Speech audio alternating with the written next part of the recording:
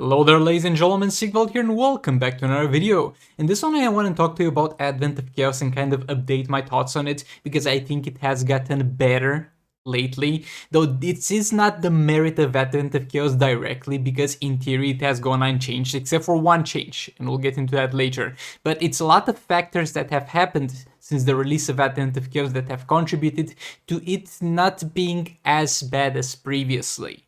Though personally speaking, it's still the second worst soul rate. But I know a lot of you don't have the same thoughts as that, so in this one we're going to talk about the state of Advent of Chaos in today's climate pretty much, and how the recent changes have impacted it and why it's a more bearable experience. And obviously if you enjoyed the video, make sure you hit that subscribe button, like it, dislike it if you dislike it, and comment down below and let me know your opinion so we can have a discussion about it in the comment section.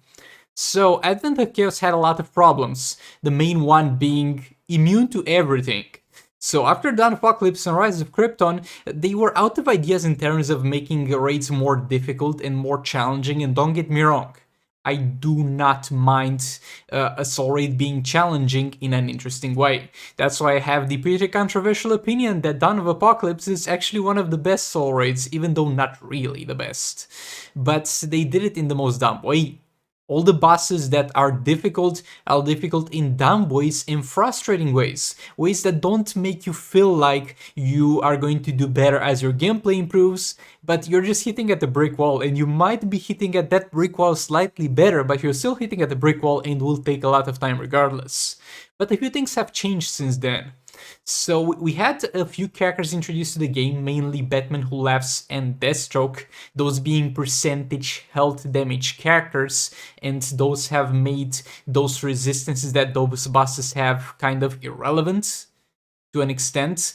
And those bosses had damage caps, so Kim Flanz Aquaman was not really the best solution there, because currently he's kind of the only character in the game that suffers from damage cap in soul raids. Like, there's literally no other character that hits damage cap and gets constantly hindered by it, because the new characters that they add into the game with the percentage health damages are actually bypassing that damage cap through various ways. And to that regard, I don't know why that is still there. It's literally only hindering Kim Flanz Aquaman. And we also got Inora Snow Globe, even if you don't have Deathstroke or Venom Laughs, who's going to help Kim Flanz Aquaman do a little bit better in those fights specifically. And we also got the Dark Metal cards. The Dark Metal cards are going to fix the crit resistant debuff on some of those bosses.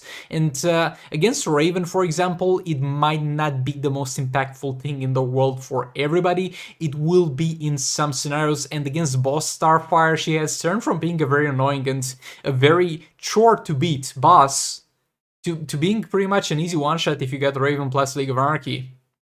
So, first up we had Boss Black Adam, and this is the only thing that has actually changed about the soul raid directly. So Boss Black Adam kind of had the thing since release actually as a character where stuns on him had half the duration, and they randomly decided to fix it like a very long time after Advent of Chaos was released. Like, everybody was kind of taking that at face value at that point, was like, that's how Black Adam is going to be from this point on. But no, they actually fixed it, and now you don't have half duration. So it's going to be a pretty smooth experience yet again with Raven League of Anarchy. Well, granted, you don't die, because Black Adam is going to be one of the easiest bosses as long as you don't die. And yeah, it's not the easiest thing in the world, but if you manage to do it, is actually going to be a pretty reliable one-shot with Raven League of Anarchy, or at the very least you're going to have a far better time over there. So he has been improved as a boss in that regard, that being the only direct change.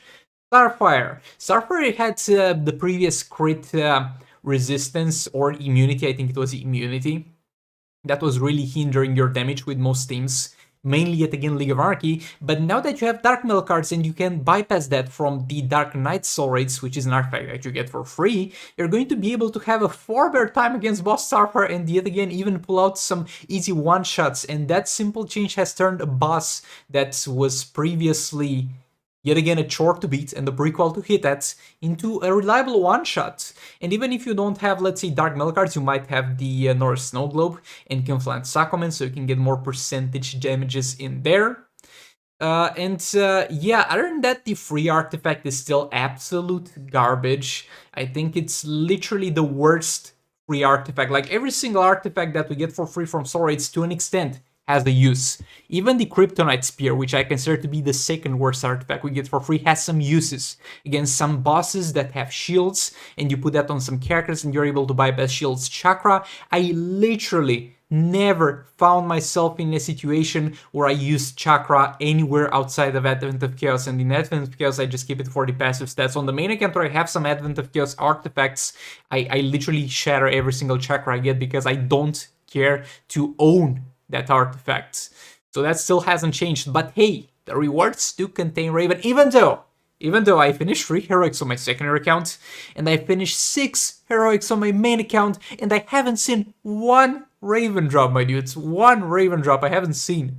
But still, there is a chance there, and some of you lucky lads out there are going to get Raven.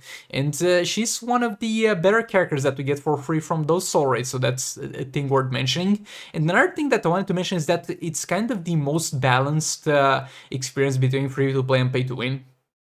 And first of all, don't get me wrong. You're going to do better if you have pay-to-win artifacts, you have the beta club, but most of the fights that are kind of the most difficult require actually artifacts and teams that are going to be free-to-play friendly, mainly Dark Mail cards. And it's a thing worth mentioning, though I don't think it's really a good thing.